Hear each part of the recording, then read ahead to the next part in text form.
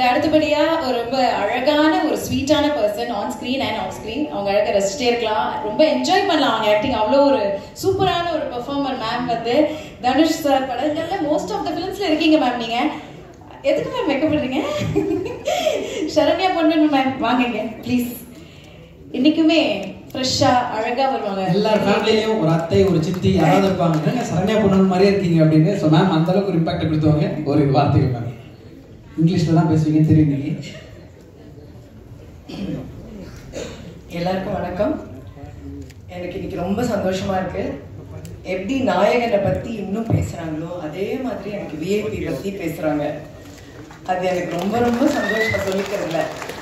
எங்க போனாலும் விஐபி பத்தி தான் இப்ப பேசுவாங்க. ஹைதராபாத்ல போய் இறங்கினோடனே ரெகுலரன் வீட்டக் அப்படிம்பாங்க என்னை பார்த்து. அந்த மாதிரி சின்ன சின்ன பசங்கள்லாம் என்னை வெளியே பார்க்கும்போது தனுஷ் அம்மா போறாங்கடா அப்படிம்பாங்க.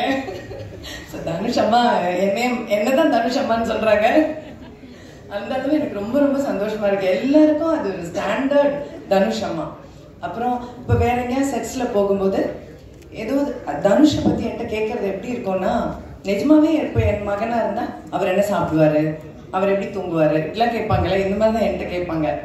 ஸோ அது எனக்கு ரொம்ப ஆச்சரியமா இருக்கும். அந்த அளவுக்கு சினிமா வந்து ஒரு குடும்பமா என்னை கனெக்ட் பண்ணியிருக்கு தனுஷோட.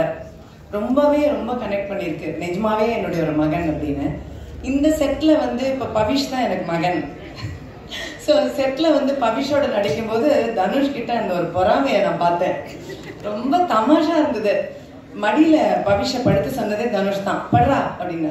படுத்தோன்னே டேய் நான் படுக்க வேண்டிய இடம், சரி சரி படு அப்படின்னாப்புல. ஸோ அந்த மாதிரி அதெல்லாம் வந்து எனக்கு ரொம்ப சந்தோஷமா இருந்தது. எல்லா மொமெண்ட்லயும் வந்து அவருக்கு என் அம்மாவை நான் உனக்கு கொடுத்துருக்கேன், சரி போன போறது கொஞ்ச நாள் அந்த சந்தோஷத்தை நீ அனுபவிச்சுக்கோ, அந்த மாதிரியே இருந்தது. ஸோ எனக்கு இந்த படத்துல நடிக்கும் போதும் எப்பவுமே தனுஷோட ஒர்க் பண்ணும்போதும் எனக்கு அந்த அம்மா ஃபீல் வந்து ரொம்பவே கொடுத்து என்னை வந்து அம்மாவா கொண்டாடுற ஒரு ஆள் தான் தனுஷ். இதுல நான் வந்து ரொம்ப ஒர்க்ல என்ன தோணும் அப்படின்னா, ஒரு நாள் கூட என்கிட்ட வந்து இப்படிதான் நடிக்கணும் அப்படிதான் நடிக்கணும் அப்படின்னு சொன்னதே கிடையாது. எல்லாம் டப்பிங் பண்ணும்போதும் சரி, நான் எப்படி பேசினாலும் ஓகேன்னு சொல்லிட்டே இருப்பாரு. நான் சொல்லுவேன் நிஜமா தான் சொல்றீங்களா இல்ல எனக்காக சொல்றீங்களான்னு கேட்பேன். இல்ல நிஜமாவே நல்லா இருக்கு அப்படின்பாரு. ஸோ அதுவும் எனக்கு ரொம்ப பெருமையா இருக்கும். இன்னொன்னு வந்து எல்லாரும் அவரை பத்தி பேசும்போது மல்டி டாஸ்கிங் பண்றதை பத்தி பேசுறாங்க இல்லையா, நான் நோட்டீஸ் பண்ணது என்னன்னா அவர்கிட்ட ஒரு பெரிய டிசிப்ளின் இருக்கு. அதாவது ஒரு இந்த காலத்துல அது எத்தனை பேருக்கு இருக்கு அப்படின்னு எனக்கு தெரியல. பயங்கர டிசிப்ளின் இருக்கு. இத்தனை மணினா அத்தனை மணி தான், அந்த மணிக்கு கரெக்டா வரணும், இத்தனை மணிக்குள்ள இது முடிக்கணும்னா அத்தனை மணிக்குள்ள முடிக்கணும், ஒரு ஆர்டிஸ்ட் இத்தனை மணிக்கு அனுப்பணும்னா அத்தனை மணிக்கு அனுப்பணும். இதெல்லாம் வந்து எல்லாரும் நினைக்கிறது இல்லை. ஆனா அது தனுஷ் நினைக்கிறாரு. ஒரு லொகேஷனுக்கு ஒருத்தர்கிட்ட நான் உங்களுக்கு 3 hours கொடுங்க அப்படின்னு கேட்கிறாருன்னா கண்டிப்பா 3 hours அனுப்புறாரு. இது வந்து ரொம்ப ஆச்சரியம். அந்த மாதிரி அந்த ஒர்க் பேட்டர்ன் பிளான் பண்றது, எப்படி வேலை செய்யறது.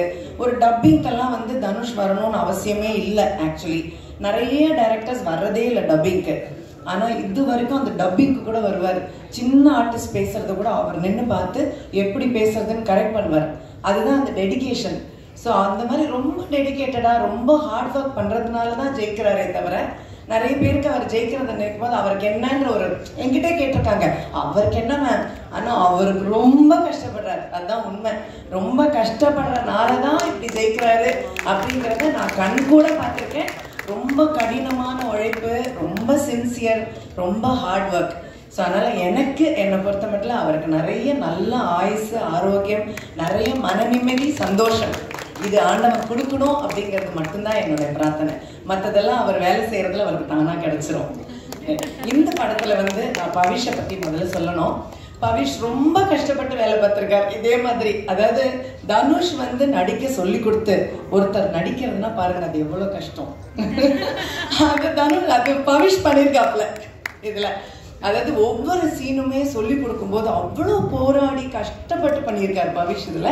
அண்ட் அதுக்கான வெற்றி கடவுள் அவருக்கு கண்டிப்பா கொடுக்கணும். ஏன்னா அதை நான் கண் கூட பார்ப்பேன்.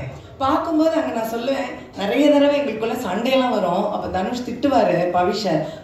நான் தான் சப்போர்ட்டுக்கு வந்து நிற்பேன். அந்த டிப்பிக்கல் மாம் ரோல் தான். எங்கிட்ட நீங்க பேசாதீங்க அப்படின்னு என்னை பிடிச்சி தள்ளி வச்சிருவாரு.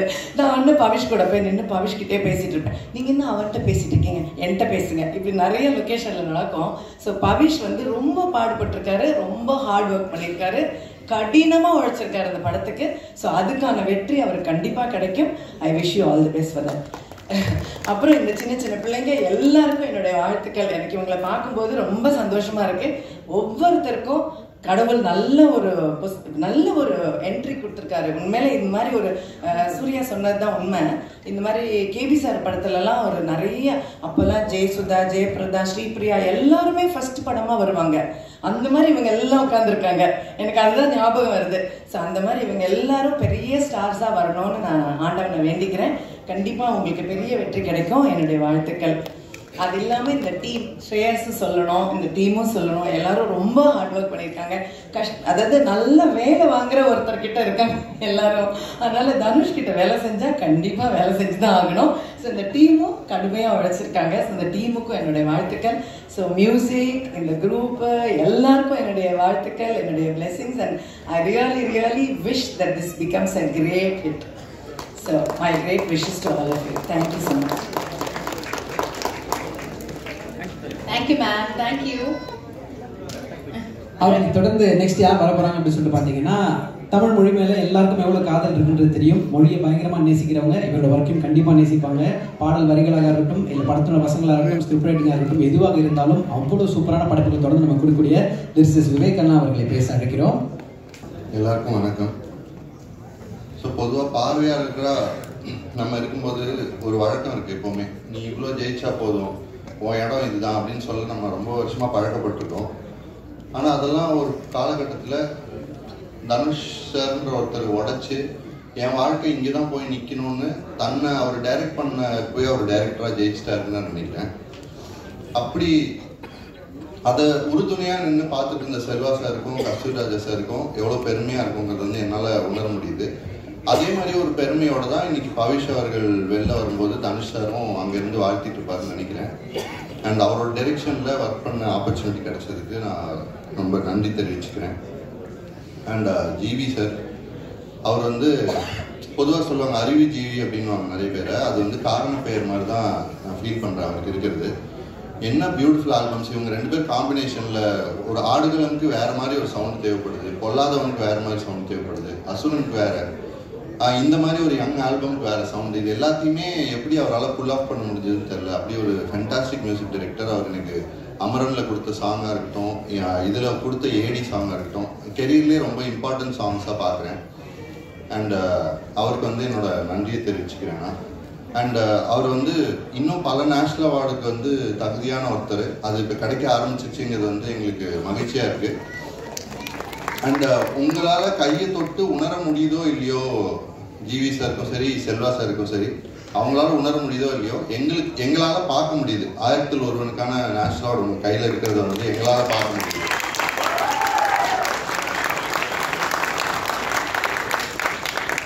அண்ட் ஸ்ரேயாஸ் அவர்களுக்கும் இங்கே ரொம்ப எங்களை வாழ்த்துக்க பல பேர் வந்திருக்காங்க. முக்கியமான டைரக்டர்ஸ், நான் ரசிக்கிற கலைத்துறை சார்ந்த பல பேர் வந்திருக்காங்க. Arun Vijay sir, S Suriya sir, and fantastic directors 3 பேர் வந்திருக்காங்க. அந்த இந்த யங் டீம் எல்லாருக்குமே என்னோட நன்றியை தெரிவிச்சுக்கிறேன். ஜாக்கி சார் எல்லாருக்குமே என்னோட தேங்க்ஸ். தேங்க்யூண்ணா, தேங்க்யூ ஸோ மச். ஸோ நம்மளோட டீமில் இன்னொரு முக்கியமான நபர், அவங்களும் நம்ம கூட ஜாயின் பண்ணிக்க போகிறாங்க. லெட்ஸ் வெல்கம் பிரியா பிரகாஷ் வாரியர் அவர்கள். ஒரு நல்ல கைத்தறலோட. மேலே தனியாக சவுண்ட் வருது.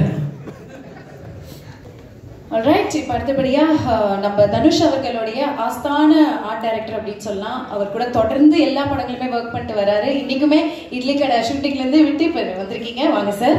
Jackie sir.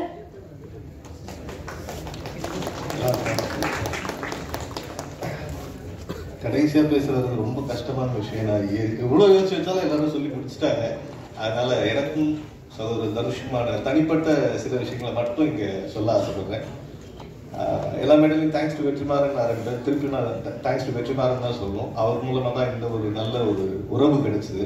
வெற்றி ஒரு ஸ்டேஜில் சொன்னார், தனுஷ்க்கு ஒரு எக்ஸ்ட்ராடனரி குவாலிட்டி இருக்குது, எங்கே டேலண்ட் இருக்குன்னு எப்படி கண்டுபிடிக்கிறாருன்னு தெரியல, ஆனால் கரெக்டாக பின் பாயிண்ட் பண்ணி கூட்டு வந்தவர்னு ஒரு ஸ்டேஜில் சொன்னார்.